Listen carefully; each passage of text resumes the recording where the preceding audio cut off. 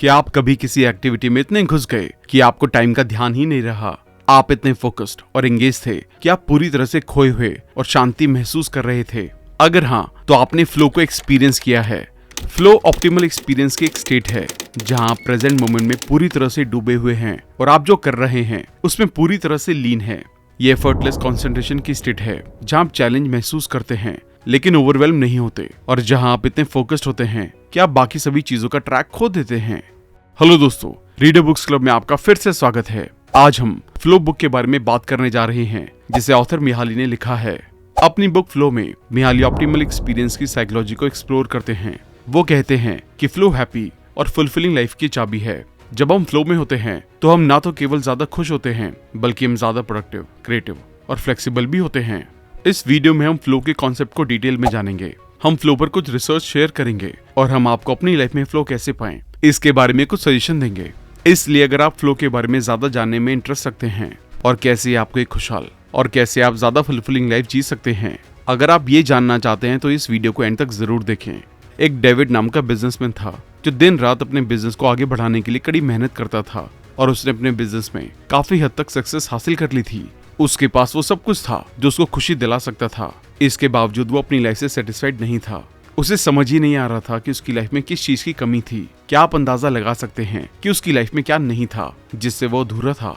असल में उसकी लाइफ में फ्लो मौजूद नहीं था जिससे वो असली खुशी और सेटिस्फैक्शन को महसूस कर सकता था। ग्रेट साइकोलॉजिस्ट मिहाली के ऑप्टिमल एक्सपीरियंस के इन्वेस्टिगेशन से पता चला है कि जो एक्सपीरियंस को वास्तव में एक्सपीरियंस बनाता है वो कॉन्शियसनेस की स्टेट है जिसे फ्लो कहा जाता है। फ्लो के टाइम लोग आमतौर पर खुशी, क्रिएटिविटी और लाइफ के साथ जुड़ाव महसूस करते हैं। फ्लो की साइकोलॉजी हमें सिखाती है कि कैसे अपनी समझ में शामिल होने वाली इन्फॉर्मेशन के बारे में समझकर हम सच्ची खुशी ढूंढ सकते हैं, अपनी एबिलिटी को अनलॉक कर सकते हैं और अपनी लाइफ की क्वालिटी में काफी इंप्रूवमेंट कर सकते हैं। इसी तरीके के बारे में हम इस वीडियो में जानेंगे जिन्हें अपनाकर डेविड ने अपनी लाइफ में सेटिस्फैक्शन और खुशी को पा लिया। बुक को अच्छे से समझने के लिए हम इसे 10 चैप्टर में डिस्कस करने जा रहे हैं। तो चलिए फिर शुरू करते हैं। सबसे पहले जानते हैं कि आखिर खुशी पाने का असली रास्ता क्या है। फ्लो से इस बात का पता लगाया जाता है कि हम एक खुश और कंप्लीट लाइफ जीने के लिए खुशी की भावना को कैसे महसूस करते हैं। ये तब हासिल होता है जब हम खुद को सब्लिमेशन की सिचुएशन में डुबो देते हैं, जिसे ऑथर फ्लो कहते हैं। मन की एक सिचुएशन जिसमें इंसान चैलेंजेस को अपनाता है, वह हम टेम्परेरी रूप से खुद की भावना और टाइम पर कंट्रोल खो देते हैं। टारगेटिंग और क्विक रिस्पॉन्स के एक सिस्टम का इस्तेमाल करके हम काम के साथ अलाइनमेंट बनाने, सेल्फ वर्थ बढ़ाने और लाइफ में मीनिंग ढूंढने के लिए फ्लो की सिचुएशन हासिल कर सकते हैं। खुशी ढूंढने से नहीं मिलती। जितना ज्यादा आप खुशी पाने का गोल रखते हैं उतना ही आप इसे मिस करते हैं। ये खुद से बड़े मकसद की तरफ आपके डेडिकेशन के साइड इफेक्ट के रूप में होता है। इस चैप्टर में ऑथर बताते हैं कि खुशी कहाँ से आती है। उनकी रिसर्च के अकॉर्डिंग ये कुछ ऐसा नहीं है जो बस गुजर होता है, ना ही ये किस्मत या रैंडमनेस का रिजल्ट है। ये कुछ ऐसा भी नहीं है जिसे पैसे से मेजर किया जा सकता है। दूसरे शब्दों में, खुशी बाहरी इफेक्ट पर डिपेंड नहीं करती बल्कि इस बात पर डिपेंड करती है कि हम उन इफेक्ट्स को कैसे समझते हैं। हालांकि बहुत से लोग मानते हैं कि हमारी खुशी बाहरी ताकतों द्वारा तय की जाती है, लेकिन ऐसे कीमती पल होते हैं जब हम कंट्रोल होने की बजाय अपने कामों पर बुरा कंट्रोल महसूस करते हैं। और जब ये सिचुएशन होती है तो खुशी, सेटिस्फैक्शन और सप्लाई की भावना हमारी लाइफ पर और भी पॉजिटिव लॉन्ग टर्म इफेक्ट डालेगी। उस इवेंट को मिहाली ने ऑप्टिमल एक्सपीरियंस या फ्लो के रूप में डिस्क्राइब किया है। ये सिचुएशन तब नहीं होती जब लोग इनएक्टिव होते हैं, लेकिन ये तब होता है जब आप फ्लो की सिचुएशन में होते हैं। आपको पलक झपकते ही 1 घंटा बीतता हुआ लगता है। कर्मा और कॉन्शियसनेस एक हो जाते हैं। आप पूरी तरह से कंट्रोल महसूस करते हैं। आपको लगता है कि जो आप कर रहे हैं वो जरूरी है और ये एक्सपीरियंस करने लायक है, जो इंट्रिंसिक मोटिवेशन से आता है। तो आज से ही अपनी लाइफ में असल खुशी को हासिल करने के लिए फ्लो की पावर का इस्तेमाल करें। अब हम ह्यूमन कॉन्शियसनेस की फिजिकल रचना के बारे में बात करेंगे। पास्ट को देखते हुए कल्चर्स के पुरानी टाइम, फीलिंग्स और थॉट्स को अपनाना आइडियल रूप माना जाता है। यह अब आज के दिन और टाइम में रिलेवेंट नहीं है, जहां हमें सलाह दी जाती है कि हम अपने थॉट्स को एक्सेप्ट करें और उन फीलिंग्स को एक्सप्रेस करें जो हम चाहते हैं। जो लोग अपने थॉट्स और फीलिंग्स को कंट्रोल करते हैं उन्हें अक्सर हार्श या इमोशनलेस कहा जाता है। हालांकि ऑथर के अकॉर्डिंग जो लोग कॉन्शियसनेस पर कंट्रोल पाने के लिए अपने डिस्कम्फर्ट का बेनिफिट उठाना चाहते हैं वो ऐसे लोग हैं जो खुशी से रहते हैं। एक बार जब हम अंदरूनी मशीनरी को समझ लेते हैं तो हम उन्हें कंट्रोल कर सकते हैं और तय कर सकते हैं कि लाइफ कैसी होगी। डेवलपमेंट के कुछ पॉइंट्स पर हम इंसानों ने कॉन्शियसनेस डेवलप की है, जिसकी वजह से हम स्टिमुलस और रिस्पॉन्स के बीच एक फर्क बना सकते हैं। इसके जरिए हम अपनी सेंस का इस्तेमाल झूठ बोलने, पोएट्री लिखने या साइंटिफिक हाइपोथेसिस के लिए कर सकते हैं। और सबसे जरूरी बात, भारी उतार चढ़ाव के बावजूद आप सिर्फ अपने assumptions को बदलकर खुद को खुश या दुखी कर सकते हैं। ये सब हम खुद कर सकते हैं। एक इंसान एवरेज लाइफ टाइम में लगभग 185 मिलियन यूनिट्स की इंफॉर्मेशन इकट्ठा करता है, जैसे आवाज, विजुअल्स या फीलिंग्स और थॉट्स की बारीकियां। इस तरह जिस इंफॉर्मेशन को हम अपनी समझ का ज्यादा हिस्सा बनाते हैं, वो हमारी लाइफ की क्वालिटी को सेट करता है। अब सवाल ये बनता है कि इंफॉर्मेशन मन में कैसे जाती है। उन्हें मेंटल एनर्जी के जरिए मन में भेजा जाता है या ज्यादा आसान रूप से उस इंफॉर्मेशन पर अटेंशन अट्रैक्ट की जाती है। तो मन में अपने फायदे की चीजों को लाने के लिए आपको ध्यान रखने की जरूरत है। इसके लिए बाहरी डिस्ट्रैक्शन को भूल जाएं और तब तक फोकस करें जब तक कि आप अपने गोल्स तक नहीं पहुंच जाते। हैप्पीनेस, लाइफ की क्वालिटी। अब हम हैप्पीनेस की बात करेंगे, जो कि लाइफ की असली क्वालिटी है। जब हम किसी को अमीर, फेमस या अच्छी तरह से तैयार देखते हैं, तो हम खुद को मान लेते हैं कि वो एक कंप्लीट लाइफ जी रहे हैं। हालांकि बाद में हमें एहसास होता है कि ये खुशी नहीं है, वास्तव में वही सफर कर रहे हैं। लेकिन क्या आपको पता है कि ऐसा क्यों है? क्योंकि एक इंसान जो लाइफ की क्वालिटी में इंप्रूव करना चाहता है, वो ना सिर्फ एनवायरनमेंट की क्वालिटी में इंप्रूव करता है, बल्कि ज्यादा जरूरी बात, वो अपने एक्सपीरियंस की क्वालिटी को इंप्रूव करता है। हमें खुशी की तलाश करने की जरूरत है, मजे को नहीं। ऑथर ने खुशी और मजे के बीच में एक फर्क बताया है। खुशी आसान रिस्टोरेटिव जरूरतों को सेटिस्फाई करती है, जैसे खाना या सोना। इसके अलावा मजा सिर्फ जरूरतों और इच्छाओं को सेटिस्फाई करता है। साथ ही इंस्टिंक्ट की लिमिट को दूर करने के लिए स्किल और कंसंट्रेशन का इस्तेमाल करके खुद को इंस्पायर भी करता है, जिससे हम अपने बड़े गोल्स को पूरा कर सकते हैं और एक ही टाइम में खुद पर कंट्रोल भी कर सकते हैं। हालांकि ज्यादातर लोग अपने मुश्किल दिनों की भरपाई के लिए जल्दी सेटिस्फैक्शन चाहते हैं। मजे को प्रायोरिटी देना बहुत मुश्किल नहीं है, लेकिन मजे पर खुशी की भावना लाना आसान है। मजे को रिवॉर्ड देना आसान है, लेकिन हासिल करना मुश्किल है। इससे उन्हें इनोवेशन और डेवलपमेंट के लिए महान मौकों से दूर कर दिया जाता है। एग्जाम्पल के लिए, काम पर थका देने वाले दिन के बाद बहुत से लोग टीवी या फिल्में देखना चुनते हैं। इस सिचुएशन में वो इनएक्टिव होते हैं और आसानी से भटक जाते हैं। हफ्ते के आखिर में वो शराब यहाँ तक कि ड्रग्स में डूब जाते हैं। लेकिन इसका रिजल्ट अक्सर एक ही होता है कि वो खुद को नुकसान पहुंचाते हैं और कंट्रोल खो देते हैं। मन अक्सर वो नहीं करता जो हम अपने गोल को हासिल करने के लिए करना चाहते हैं। लेकिन हमें कम से कम रेसिस्टेंस का रास्ता भी नहीं चुनना चाहिए, क्योंकि ये भटकने के लिए सबसे आसान होता है। ज्यादा इंजॉयबल एक्टिविटीज नेचुरल नहीं होती हैं। उन्हें एक शुरुआती कोशिश की जरूरत होती है, जिसे आप शुरू में करना पसंद नहीं करते हैं। लेकिन एक बार जब आपकी स्किल रेस्पॉन्स देना शुरू कर देती है, तो वो उस गिफ्ट में बदल जाती है जो आपके लिए वास्तव में वैल्यूएबल है। इन चेंजेस को आप खुद ही महसूस कर सकते हैं। इसके लिए बस एक शुरुआत करें और अपने वैल्यूएबल रिजल्ट को हासिल करें। कुछ तरीके हैं जिन्हें हम अपने डिसाइड किए गए गोल को हासिल करने के लिए अपने डेली रूटीन में शामिल कर सकते हैं। पहला तरीका है बाहरी सिचुएशन को गोल के अकॉर्डिंग बनाना, जबकि दूसरा है बाहरी सिचुएशन को एक्सपीरियंस करना, ताकि वो हमारे गोल के अकॉर्डिंग हो सके। एक बाहरी दुनिया में हेर फेर करने पर बेस है, जबकि दूसरा ऑप्शन सजेस्ट करता है कि हम बाहरी सिचुएशन के बारे में अपनी राय को बदल दें, जो कि ज्यादा ठीक है। फ्लो बनाने के लिए इस्तेमाल किए जाने वाले फैक्टर्स को 8 हिस्सों में बांटा गया है। जब कोई इंसान फ्लो को एक्सपीरियंस कर रहा होता है, तो इनमें से एक या ज्यादा फैक्टर में हमेशा एक्टिव रहते हैं। सबसे पहले, फ्लो का एक्सपीरियंस आमतौर पर तब होता है जब हम उन कामों का सामना करते हैं जिन्हें पूरा करने का हमारे पास मौका होता है। दूसरा, हम जो कर रहे हैं उस पर फोकस करने में कैपेबल होते हैं। तीसरा और चौथा, फोकस आमतौर पर तब पॉसिबल होता है जब किए गए कामों में क्लियर गोल होते हैं और इमीडिएटली रिस्पॉन्स मिलता है। पांचवा, इंसान गहरी लेकिन कंफर्टेबल पार्टनरशिप के साथ काम करता है, जो रोज की लाइफ की चिंताओं और दुखों को अवेयरनेस से दूर कर देती है। छठा, इंजॉयबल एक्सपीरियंस लोगों को अपने कामों पर कंट्रोल की भावना पैदा करते हैं। सातवां, अपने लिए चिंता गायब हो जाती है, फिर भी फ्लो एक्सपीरियंस खत्म होने के बाद अपनी फीलिंग्स मजबूत होकर उभरती है। और फाइनली, टाइम का मतलब बदल जाता है, घंटे मिनटों में बीत जाते हैं। अब हम फ्लो के बारे में पता लगाएंगे। इस चैप्टर में हमें फ्लो को ढूंढना है। जब हम उन कामों को देखते हैं जो अक्सर फ्लो पैदा करते हैं, जैसे स्पोर्ट्स, आर्ट, हॉबी, तो हम धीरे धीरे समझते हैं कि लोगों को क्या खुश करता है। एक सुबह इटली के नेपल्स में एक अमेरिकन टूरिस्ट एक पुरानी चीज की दुकान पर गया और एक मूर्ति खरीदने के लिए सोचा। स्टोर के मालिक ने उस मूर्ति की एक ऑफेंसिव कीमत बताई, लेकिन जब उसने देखा कि वो उसकी कीमत देने वाला था, तो उसने कहा कि वो आइटम बेचने के लिए नहीं था। अब सोच रहे उसने ऐसा क्यों किया। असल में उस दुकान का मालिक इतनी ज्यादा कीमत इसलिए नहीं लगाता है क्योंकि वो ग्राहक से फायदा कमाना चाहता है, बल्कि इसलिए क्योंकि वो उसकी इंटेलिजेंस का मजा उठाना चाहता है। ये उसे उसके दिमाग को तेज बनाने, अपनी सेल्स स्किल्स को इम्प्रूव करने के लिए ट्रेन करने में मदद करता है। जब भी हम ऐसा कोई काम करते हैं जो ना तो बहुत आसान है और ना ही बहुत मुश्किल, तो हम ज्यादा हासिल करने के लिए अपनी लिमिट्स को बढ़ाते हैं। एग्जाम्पल के लिए, जब आप टेनिस खेलते हैं तो आप बस पहली बार नेट पर गेंद को हिट करने की कोशिश करने का मजा लेते हैं। लेकिन एक बार जब आप धीरे धीरे इसमें माहिर हो जाते हैं तो काम धीरे धीरे बोरिंग हो जाता है और आप खुद को चैलेंज देना शुरू कर देते हैं, जैसे कि कॉम्पिटिटर की तरफ बॉल मारना। अगर आप एक कॉम्पिटिटर चुनते हैं जो एफिशिएंसी से खेलता है और आपसे 10,000 गुना ज्यादा स्किल्ड है, तो उससे जीतना आपके लिए काफी ज्यादा मुश्किल होगा। आपको जल्दी जानने और डरने में फर्क पता चलेगा, क्योंकि ये चैलेंज इतना मुश्किल है कि आप नई स्किल की प्रैक्टिस करने का मौका भी छोड़ देंगे। हालांकि अगर आप अपने लेवल से थोड़ा ऊपर एक कॉम्पिटिटर चुनते हैं तो आपकी स्किल में वास्तव में इंप्रूवमेंट होता है। जैसे कि बुक के ऑथर ने खुद कहा है, चॉइस बोरियत और चिंता के बीच के बॉर्डर पे आती है जब चैलेंजेस इंसान की परफॉर्म करने की एबिलिटी के खिलाफ बैलेंस होते हैं। बेहतर होने के लिए स्किल को पर्सनल गोल्स और पैशन के साथ बैलेंस करने की भी जरूरत होती है, और ऐसे में सिचुएशन से इन्फ्लुएंस नहीं होना चाहिए। जैसे अगर आप अच्छा करते हैं तो अवार्ड का वादा, या अगर आप अच्छा नहीं करते हैं तो धमकी और सजा का मिलना। इसका सही अंदाजा लगाने के लिए पॉटर ईवा जेसल की लाइफ के बारे में पढ़ें, जिसे कभी स्टालिन की फोर्सेज ने अरेस्ट किया था। अपनी प्योरिटी बनाए रखने के लिए उसने लगातार अपने दिमाग में शतरंज खेला, अपनी पोएट्री को याद किया और एक्सरसाइज की।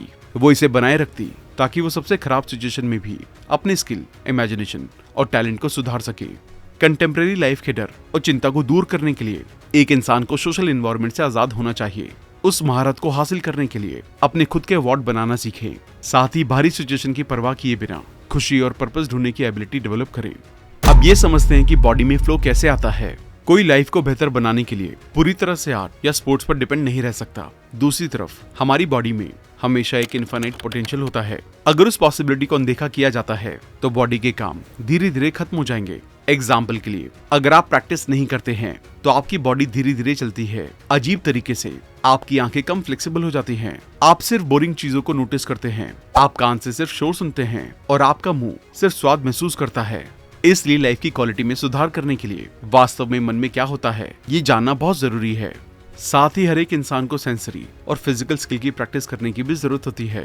ज्यादातर लोगों के लिए चलना बस यहाँ से वहां तक जाना ही होता है, लेकिन अगर आप एनवायरनमेंट पर ज्यादा ध्यान देते हैं तो आपको दूसरे लोगों, साइन पोस्ट, स्क्वायर्स, आर्किटेक्चर और लैंडमार्क पर भी ध्यान देना होगा। अपने एनवायरनमेंट के बारे में ज्यादा अवेयर होने की प्रैक्टिस करने से आपको अपने ऑटोमेटिक रिएक्शन से ज्यादा सीखने में मदद मिलती है। दरअसल कलरफुल दुनिया इंस्पिरेशन से भरी हुई है। आसमान की बहुत सी फॉर्म है और उन चमत्कारों पर ध्यान देने से आप एक नए और रिच पर्सपेक्टिव के साथ हर चीज से जुड़ा हुआ महसूस कर सकते हैं। इसके अलावा अगर गाने के जादू के अट्रैक्शन का जिक्र किया जाए तो आजकल आसानी से हम अनगिनत गानों के स्टाइल तक पहुंच सकते हैं, लेकिन शायद ही हम उन तेज डेलिकेट आवाजों में पूरी तरह से खो जाते हैं। और फिर अगर आप अपने द्वारा सुने जाने वाले गाने पर ध्यान देते हैं तो ये एक नया लेवल खुलता है। इंटेलिजिबिलिटी, हर एक बीट, हर आवाज के लिए अपने शरीर की रिएक्शन को महसूस करना। एसोसिएशन, जब इक्विवेलेंट इमेजेस दिमाग में आती हैं तो टुकड़े के हर एक स्ट्रक्चर का एनालिसिस और दूसरे वर्जन, दूसरे म्यूजिशियन के साथ तुलना करना। लेकिन माइंडफुलनेस को रिफ्लेक्टिव बनाने के लिए हमें अपनी सेल्फ मास्टरी को मजबूत करने की जरूरत होती है, और प्रैक्टिस करने के तरीकों में से योग सबसे ज्यादा इफेक्टिव होता है। काफी टाइम से योग को हमेशा ईगो से आजाद करने, एक स्पेसिफिक टारगेट पर ध्यान अट्रैक्ट करने के लिए एक पॉजिटिव तरीके के रूप में देखा गया है। योग जिन स्टेप से रिलेटेड है उनमें शामिल है non violence, conformity, purity, discipline और एक हायर पावर। योग के जरिए आप अपने मन पर कंट्रोल हासिल कर सकते हैं। इसके लिए बस उस बॉडी का इस्तेमाल करें जिसमें आप रहते हैं। अब ये समझते हैं कि थॉट्स का फ्लो कैसे होता है। आखिरी एक्सपीरियंस सिर्फ सेंसेस के बारे में नहीं है। हमारे महसूस किए जाने वाले कुछ सबसे अपलिफ्टिंग एक्सपीरियंस मन में पैदा होते हैं जब कुछ इन्फॉर्मेशन को हमारी सेंसेस का इस्तेमाल करने के बजाय सोचने की जरूरत होती है। मेंटल एक्टिविटीज में पढ़ना सबसे आम फ्लो इंड्यूसिंग बिहेवियर माना जाता है। इसके अलावा क्रॉसवर्ड को सॉल्व करना, सुडोकू खेलना, लिखना, मैथ सॉल्व करना जैसे एक्टिविटी का इस्तेमाल अपने थॉट्स में फ्लॉप्स लाने के लिए करें। हम जो मानते हैं उसके अलावा माइंड की नॉर्मल कंडीशन एक गड़बड़ है। ज्यादातर लोगों के लिए जब वो फोकस की कोशिश करते हैं तो उनका ध्यान किसी और चीज पर होता है, जिससे उनके लिए उस ध्यान को लंबे टाइम तक बनाए रखना इम्पॉसिबल हो जाता है। लेकिन जब आप फ्लो के साथ एक काम को करते हैं तो आप आसानी से अपनी आइडिया पर फोकस कर सकते हैं, और इसके जरिए आप जो भी काम करना चाहते हैं उसे काफी बेहतर तरीके से पूरा कर सकते हैं। कुल मिलाकर फ्लो ही एक ऐसा तरीका है जिसके जरिए मन में एक सीक्वेंस बनाया जा सकता है। अब हम ये समझते हैं कि फ्लो के साथ कैसे काम करना है। क्या काम हमेशा मुश्किल और भारी होना जरूरी है? नहीं, बिल्कुल नहीं। आपका एक काम किसी भी दूसरे काम की तरह फ्लो का सोर्स बन सकता है। ऐसा करने के लिए बस आपको गोल सेटिंग, फीडबैक, मास्टरी और चैलेंज देना है। कई हाईली स्किल्ड जॉब्स फ्लो महसूस करने के लिए अच्छी तरह से बनी हुई हैं, लेकिन क्या आप जानते हैं कि अभी सिर्फ कुछ ही लोग क्यों हैं जिनके पास वास्तव में काम करते टाइम वो फीलिंग होती है? काम करने के प्रोसेस में कई लोग पूरी तरह से कमिटेड नहीं होते हैं, वो सिर्फ स्टीरियोटाइप के बेस पर एक्सपीरियंसेस और इंस्पिरेशन को जरूरी नहीं समझते हैं। साथ ही वो ये भी नहीं जानते हैं कि इस पर्पस के लिए काम इस तरह से होना चाहिए। एक फ्लो बनाने के लिए उन प्रीजुडिसेस को दूर करें और रियलिटी में अपने काम में खुद को डुबो दें। इटली के एक गांव में बुजुर्ग लोगों का एग्जाम्पल लें। उनके लिए रोज के काम और खाली टाइम के बीच कोई फर्क नहीं है। हर दिन वो सुबह 5 बजे उठते हैं, गाय का दूध इकट्ठा करने जाते हैं, मीलों तक घास की गांठों को ले जाते हैं, बागों की देखभाल करते हैं और परिवार के लिए खाना बनाते हैं। जब उनसे पूछा गया कि अमीर बनने के बाद वो क्या बदलना चाहते हैं, तो उन्होंने जवाब दिया कि उन्हें कुछ भी नहीं बदलना है। वो सब कुछ हमेशा की तरह रखते हुए पैसा कमाना चाहते हैं। वो खुद को फ्लो की सिचुएशन में पाते हैं जब वो आराम करने के बजाय काम करते हैं, जिससे उनकी इमेजिनेशन और फोकस करने की एबिलिटी में उनका कॉन्फिडेंस बढ़ जाता है। बुक में एक ट्रेन फैक्ट्री में एक वेल्डर की कहानी को भी बताया गया है। उसकी क्यूरियस भावना की वजह से कई लोग उसे जानते थे। उन्होंने प्रोडक्शन लाइन में हर एक जरूरी काम को करने का मजा लिया। उन्होंने किसी भी प्रमोशन के मौकों को भी ठुकरा दिया क्योंकि वो ज्यादा मैनुअल काम करना चाहते थे और उन्हें चैलेंजेस में बदलने का मजा लेना चाहते थे। इसलिए फ्लो की सिचुएशन को हासिल करने के लिए काम पर नई चैलेंजेस की तलाश करें। जितना पॉसिबल हो सके उतना सीखने का गोल रखें और सिर्फ टाइम बिताना या गलत गोल्स को बनाना छोड़ दें। अब हम लोगों की खुशी लेने के बारे में बात करेंगे। हैवी ट्रैफिक, बिजी ऑफिस हर एक इंसान की पर्सनल स्पेस को अफेक्ट करते हैं। अकेला टाइम हमें फोकस करने में मदद करता है, लेकिन बोरियत की तरफ भी ले जाता है। ये तब होता है जब हमें उन लोगों की सपोर्ट की जरूरत होती है जिन्हें हम जानते हैं और भरोसा करते हैं। दूसरे शब्दों में परिवार, दोस्त और पड़ोसी। एक आइडियल परिवार ईमानदार सजेशन, बिना शर्त के एक्सेप्टेंस और लॉन्ग टर्म गोल को हासिल करने में सपोर्ट करता है। एग्जाम्पल के लिए, जो माता पिता टीवी देखने की बजाय कारपेंटरी या खाना पकाने जैसे काम को करना पसंद करते हैं, वो अपने बच्चों को उनकी फील्ड के पॉजिटिव रोल मॉडल को फॉलो करने के लिए इंस्पायर करेंगे। इसके कंपैरिजन में दोस्तों के साथ अकेले रहना इमोशनल न्यूट्रिशन में रोल प्ले करता है, जिससे खुशी, एनर्जी में ग्रोथ, कनेक्शन में ग्रोथ, सेल्फ रिस्पेक्ट, ताकत और इंस्पिरेशन हासिल की जा सकती है। आखिर में हमें पड़ोसियों और कम्युनिटीज को नई चीजों को डेवलप करने के मौकों को ढूंढने की भी जरूरत है। अगर आप अपना दिल कम्युनिटी से अलग करते हैं, तो आप खुद फ्यूचर में मदद और सपोर्ट से इनकार कर रहे हैं और खुद को एक कंजर्वेटिव, अकेले पिंजरे में रख रहे हैं। इसलिए रिलेशन में सही तरीके से इन्वेस्ट करें। आखिर में आपको मिलने वाले रिजल्ट्स हैरान कर देने वाले होंगे। अब हम चैलेंजेस के साथ खेलने के बारे में जानेंगे। ये चैप्टर हेल्दी कंपटीशन मैकेनिज्म की जरूरत के बारे में बात करता है, खासकर अगर आपको फ्लो में काम करना है। कुछ लोग अपनी डिस्टर्बेंस अपने अंदर से हासिल करते हैं, दूसरे बाहरी फैक्टर से जैसे धर्म, देश या परिवार में हासिल करते हैं, जबकि कुछ आर्ट, म्यूजिक या साइंस की मास्टरी हासिल करते हैं। वो खुद का मजा लेने में कैपेबल बनने के लिए नेगेटिव कंडीशन को फ्लो की कंडीशन में बदलने में कैपेबल होने और चैलेंजेस से मजबूत होकर उभरने की इंपॉर्टेंस पर जोर देते हैं। ये कॉन्सेप्ट मुश्किल में मौके ढूंढने की तरह है। अगर आप कंडीशन को पॉजिटिवली बदलना चाहते हैं, तो आपको 3 स्टेप्स अपनाने हैं। Self unconscious, self assurance. कई लोग ये मानते हैं कि उनका भाग्य उनके हाथ में है। वो ये भी मानते हैं कि वो एक माहौल का हिस्सा हैं और उन्हें उसके अकॉर्डिंग अपना बेस्ट परफॉर्म करना चाहिए। सेल्फ अश्योरेंस के इस लेवल तक पहुंचने के लिए आपको अपने आप पर, अपने आसपास के माहौल पर और उसमें अपने रोल पर भरोसा करना चाहिए। दुनिया पर ध्यान देना, अपने घमंड पर ध्यान देने से बचें और इसके बजाय ऑप्शनल तरीकों से अवेयर रहने के लिए आसपास की दुनिया के लिए ओपन रहें। नए सॉल्यूशन की खोज करें, अपने आप सहित पूरी कंडीशन पर ध्यान देते रहें और पता लगाएं कि क्या ऑप्शनल गोल ज्यादा बेहतर हो सकते हैं और क्या दूसरे रिसोर्सेज मौजूद हैं। ऑटोटेलिक सेल्फ, ये कॉन्सेप्ट उन लोगों के बीच अंतर करता है जो मुश्किल हालात में जीत हासिल करते हैं और दूसरे जो ओवरवेल्म हो जाते हैं। दोनों के बीच अंतर का रीजन बाहरी चीजों के बारे में उनकी सोच है। ऑटोटेलिक सेल्फ एक ऐसा इंसान है जिसके पास दुनिया को फेयरनेस के साथ समझने की काबिलियत होती है। इस तरह वो लोग रिजल्ट से पॉजिटिविटी या नेगेटिविटी को अलग करने और इसे बैलेंस करने पर ध्यान देने में अच्छे होते हैं। उन्हें शायद ही चिंता वाली भावनाएं होती हैं। वो इस बात से नहीं डरते कि हार गए तो क्या होगा। वो हर सिचुएशन में फ्लो में रहते हुए अपना बेस्ट देने के लिए तैयार रहते हैं। बेसिकली यही वो लोग हैं जो फ्लो में महारत हासिल करते हैं। इसके लिए ऑथर ने एक मॉडल बताया है जिनसे आप चैलेंजेस को अवसर में बदल सकते हैं। गोल्स का एडजस्टमेंट, अगर आपको पिछले चैप्टर याद हो तो फ्लो कंडीशन को हासिल करने के लिए ये एक जरूरी फैक्टर है। आपके गोल पूरी तरह से क्लियर और स्पेसिफिक होने चाहिए ताकि आप मनचाहे रिजल्ट के हिसाब से अपने एक्शंस को एडजस्ट करके उन पर ठीक से ध्यान दे सके। एक्टिविटी में डूब जाएं। गोल बनाने के बाद आपको एक्शन लेने की जरूरत होती है। याद रखें, कोई भी एम्पायर जैसे रोम सिर्फ इमेजिनेशन से नहीं बना था। इसमें हजारों घंटे की कड़ी मेहनत और लगातार समझदारी लगी थी। महानता पाने के लिए आपको अपने न्यूरोकेमिकल रिसेप्टर्स को सेटिस्फाई करके एक्शन में पूरी तरह से डूब जाना चाहिए। इसलिए गोल डिसाइड करें और उनका पीछा करें। जो हो रहा है उस पर ध्यान दें माइंडफुलनेस की प्रैक्टिस करने के लिए अटेंशन देना एक जरूरी गुण है। आपको अपने आसपास के माहौल और चीजों के लिए अवेयर रहना चाहिए और स्पेसिफिकली एक काम पर ज्यादा ध्यान देना चाहिए। इमीडिएट एक्सपीरियंस का मजा लेना सीखें। रिजल्ट की परवाह किए बिना दुनिया के लिए अपना एक नजरिया बनाएं।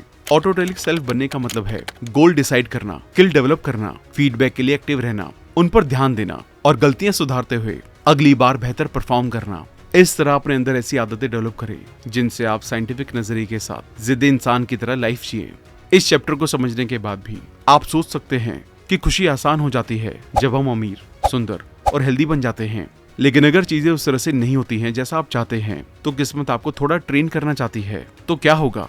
कभी कभी हम अनलकी होने के खतरे और हार का सामना करते हैं, लेकिन हार मत मानो, क्योंकि ऐसा करने से आप हेल्पलेस महसूस करते हैं। हार मानने के बजाय इन 3 टिप्स का इस्तेमाल करें। सबसे पहले अपनी ईगो को छोड़ दें और किसी सिचुएशन को संभालने की अपनी एबिलिटी पर भरोसा करें। एग्जाम्पल के लिए, जब आप अपने कंप्यूटर पर किसी जरूरी काम को कर रहे हैं और वो अचानक से बिना किसी कारण अटक जाता है, और जब आप जल्दी में होते हैं और आपकी कार अचानक खराब हो जाती है, तो इससे आपका पूरा दिन अफेक्ट होता है। फिर आप खुद को बदकिस्मत समझते हैं और कहते हैं, मेरे साथ ऐसा क्यों हो रहा है। हम सभी शायद अपने इरादों के अपोजिट जो हुआ उसके लिए ऐसा बुरा महसूस करते हुए खुद से ऐसा जरूर कहते हैं। इसलिए हमें प्रॉब्लम पर दोबारा सोचने की जरूरत है। अगर कार खराब हो जाती है तो सोचे कि ये लगातार चलती है, इसलिए इसका खराब होना मामूली बात है। इसे ठीक करने के लिए मैकेनिक को बुलाने की जरूरत है और एक अल्टरनेट टारगेट बनाने की जरूरत है, जैसे मीटिंग कैंसिल करना और घर पर आने के लिए कुछ तरीका ढूंढना। इसके बाद अपने एनवायरनमेंट के बारे में अवेयर रहें। चार्ल्स लिंडबर्ग अटलांटिक ओशियन को पार करने वाले पहले सोलो इंसान थे।